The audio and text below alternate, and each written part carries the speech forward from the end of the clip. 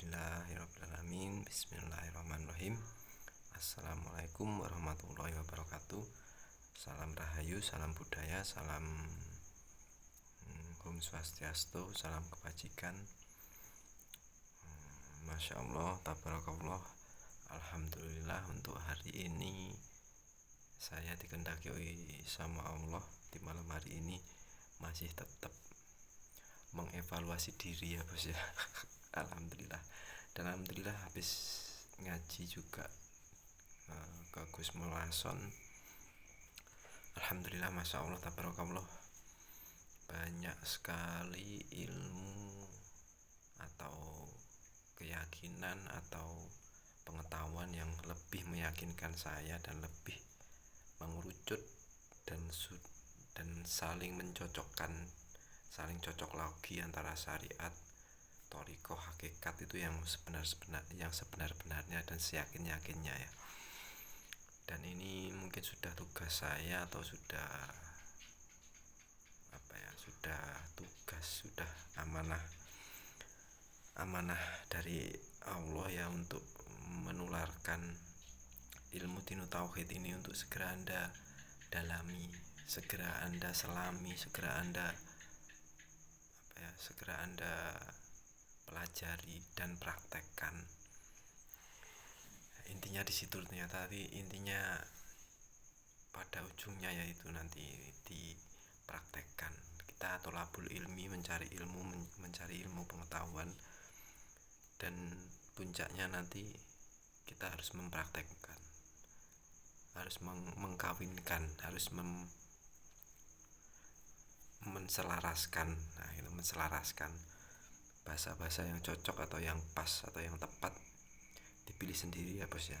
Mohon izin untuk guru-guru dan untuk para senior, bahasa umum kan senior ya bahasa istilahnya sedulur yang di jalur ilmu tauhid juga, untuk menyampaikan ilmu dinu tauhid ini semampu saya dan sebisa saya ya.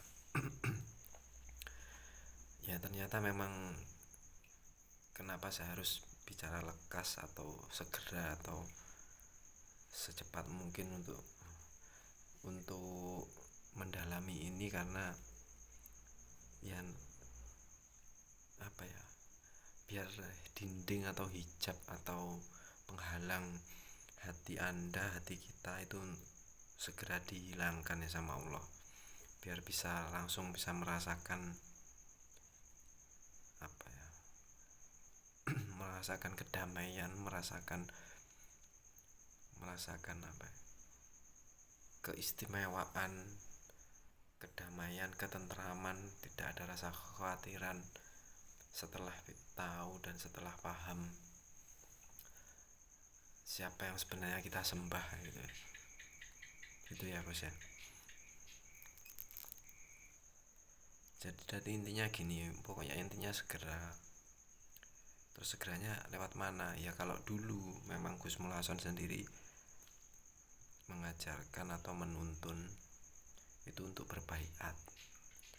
Kalau saran saya, Anda ingin berbaiat silakan, agar dituntun oleh beliau lewat media sosialnya, dan lewat HP pun tidak masalah, asalkan Anda melihat Allahnya itu. Tapi nanti setelah Anda mendalami, mempelajari, segera lakukan, segera praktekkan. Nah, jangan khawatir, jangan takut, jangan bimbang. Nanti yang membimbing Allah sendiri. Saya pun berkata atau berkalam seperti ini juga memang hanya menyampaikan. Nanti Anda mempraktekkan, Anda mengerti atau tidak, itu bukan urusan saya. Urusan saya menyampaikan itu ya. Makanya segera dalami, segera diselami, karena sayang banget bos, ketika udah tua ya segera didalami, masih pun muda. Kalau Anda tahu nikmatnya, tahu sejatinya, eman nanti kalaupun udah tua. Belum tua kalau tidak mendalami sangat-sangat disayangkan. Dan apalagi kita juga nggak tahu umur kita sampai kapan. Kalau lebih dalam lagi ya, umur alam semesta atau umur bumi, umur dunia ini berapa lama kita juga nggak tahu, ilmu seramnya ya. Tapi ya keseraman itu atau apa ya, keseraman atau ketakutan itu ya nanti akan hilang, akan sirna kalau memang udah bisa punya keterikatan langsung dengan Allah, punya tali langsung, punya jalur langsung kepada Allah ya. Dan perlu diingat ya, namanya kematian itu tidak akan pernah bisa ditolak oleh semua makhluk. Makanya terus tadi ada juga yang apa ya, bercurhat tentang masalah dunia. Ya intinya gini, ini tadi saya tulis juga, nanti diulang-ulang ya Bas ya. Ya nanti yang ini saya bicarakan nanti. Terus yang apa ya, yang pada intinya segera selami, dalami, praktekkan. Yang di sana nanti ketika baiat itu hanya disuruh untuk memegang dzikir sirul asror yang utama. Dan kalau bisa itu harus mempraktekkan 3, selalu memegang wudhu. Terus yang kedua, selalu segera sucikan diri ketika punya hadas besar. Yang ketiga, puasa weton. Puasa weton itu semata-mata hanya wujud pertobatan kita, bahwa kita itu selama ini lalai, selama ini salah, atau selama ini masih terhijabi, masih terbentur tembok hawa nafsu kita, bahwa Tuhan yang sesungguhnya itu sebenarnya memang sangat-sangat dekat dengan kita itu ya Bos ya. Dan kalau bisa juga polo pendem, karena menggambarkan sebuah kesederhanaan. Kalau bisa, kalaupun tidak bisa ketiganya itu, yang terpenting harus menjaga dzikir sirul asror. Ketika Anda menjalankan dzikir sirul asror, kalau bisa juga dipraktekkan dimanapun dan di keadaan situasi apapun, baik itu di dalam kamar, di pasar, apalagi lebih baik di tempat sunyi atau di kamar sendirian. Kalaupun Anda bertanya, kalau di dalam WC bagaimana? Kalau masih di dalam hati tanpa dilafadzkan, kalau di syariat nggak boleh, tapi kalau di tauhid boleh. Dulu saya malah sebaliknya, yang saya ingat bukan Tuhan, takut tidak sopan, tapi ternyata alhamdulillah dibolehkan. Kita selalu harus mengingat Allah, makanya itu harus dipegang erat, dzikir sirul asror. Jangan cuma dzikir sir atau dzikir sirri, dzikir yang masuknya hu, keluarnya Allahu Allahu Allah. Jadi diingat terus hu Allah. Itu harus selalu menempel, walaupun nanti juga prosesnya lupa ingat, nggak masalah. Tapi yang terpenting dzikir sirul asrornya. Jadi dibalik kita mendikirkan di kepala ya istilahnya, atau di hati, di kepala, enaknya ngomong di kepala aja, hu Allah. Dzikir sirul asror itu harus merasakan kalau kita selalu dilihat Allah, kalau kita selalu diselimuti oleh Allah, dan selalu dibayang-bayangnya oleh Allah. Atau bahasanya dipilih sendiri ya Bos ya, yang tepat untuk Anda di situ. Makanya agar dzikir sir ini tidak kalau bahasa umumnya itu menimbulkan karomah, menimbulkan khodam, menimbulkan keramat, atau tidak menimbulkan kanuragan. Anda takut, jangan takut, kalaupun nanti Anda masih ditempatkan di makom karomah, tidak masalah. Itu nanti proses Anda di situ. Terus tadi ada yang bilang, Gus gini, saya setelah menjalani ilmu tauhid ini selama setahun, keluarga menjauhi, teman menjauhi, dikucilkan. Beliau Gus Son sendiri sangat pintunya terbuka lebar untuk kalau memang tidak diterima di keluarga, ikut beliau monggo, asalkan satu tujuan, untuk berkholwat, untuk ingin bertemu dengan Allah. Karena saya masih dasar, ya intinya segera masuk, segera kita bertauhid dengan Allah, biar bisa merasakan sejatinya kenikmatan, sejatinya keindahan, kesakralan, seperti apa bertemu dengan Allah langsung sebelum kematian datang. Wah, kelihatan serem ya kalau di syariat atau di dohir, di eksternal.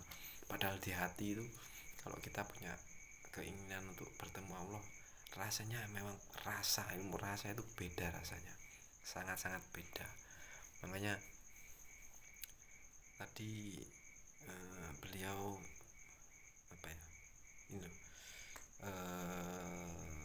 sempat diberikan pegangan, artinya pegangan itu wawasan, bukan pegangan itu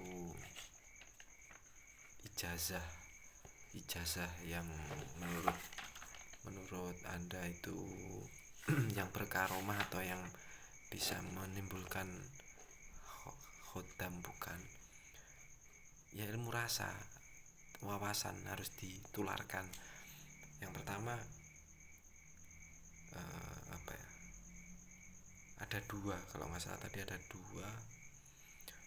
dua hal yang harus selalu diingat, selalu dipegang juga, yaitu sebentar saya carikan dulu.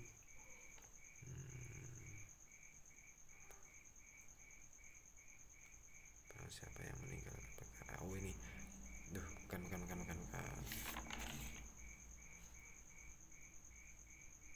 nafsu dunia diberikan tersatu, mana ya Bos ya, biar saya bacakan nanti biar Anda paham, karena saya tadi juga mengulang-ulang kata itu baru benar-benar paham. Makanya video ini nanti kalau bisa segera diulang-ulang ya, atau kalau kurang paham diulang-ulang, ini udah ketemu. Ini yang terhijabi atau tertutupi atau terhalangi ya. Kalau sudah terhalangi, biasanya nanti dirasa atau di hati, di pangroso atau di jiwa kita itu akan seperti ini. Kalau udah masih terhijabi ya, perkara selain Allah itu akan digunakan nafsu sebagai tunggangan atau sebagai alat untuk melalaikan, melupakan Allah. Itu suatu ujian. Saya ulangi, dan ini kalau bisa diulangi lagi videonya.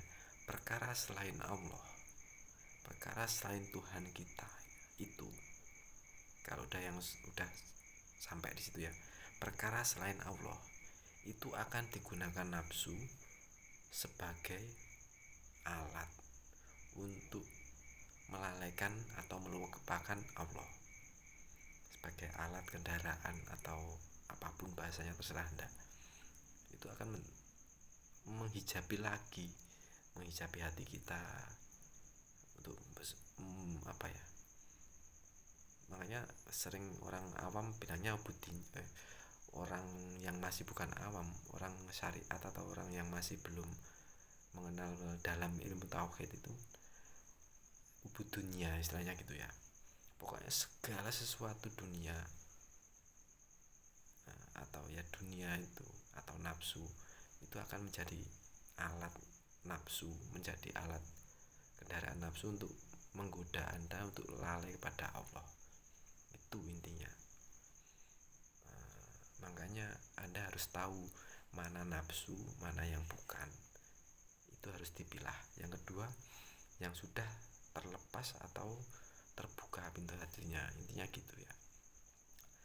Barang siapa yang hatinya sudah terbebas dari pengaruh-pengaruh selain Allah, tanda akan, oh ya, jadi saya ulangi lagi ya, barang siapa yang hatinya sudah terbebas dari pengaruh-pengaruh selain Allah, barang siapa yang sudah tidak, apa tadi, makanya saya tulis dan saya baca biar saya ingat ya, dan saya tidak lupa. Barang siapa yang hatinya sudah terbebas dari pengaruh selain Allah, dia akan dijadikan kekasih Allah. Ini kan kebalikan yang tadi. Cari bahasa yang benar, bahasa yang pas, bahasa yang cocok untuk Anda, bahasa yang tepat, silahkan. Ini kalau yang masih tertutup hijabnya memang susah membedakan itu, mana nafsu, mana yang bukan. Sebagai kendaraan nafsu untuk menggoda Anda untuk lalai dari Allah. Kalau sudah semuanya itu yang menjalankan, yang menghendaki Allah lewat keyakinan hati kita, maka itu suatu tanda kita akan diangkat menjadi kekasih Allah, gitu ya bosnya. Terima kasih banyak saya sempatkan hari ini, dan alhamdulillah dikehendaki Allah untuk sempat membuat video ya. Alhamdulillah, terima kasih banyak. Semoga selalu digampangkan, dimudahkan segala sesuatunya oleh Allah Subhanahu wa taala. Wassalamualaikum warahmatullahi wabarakatuh.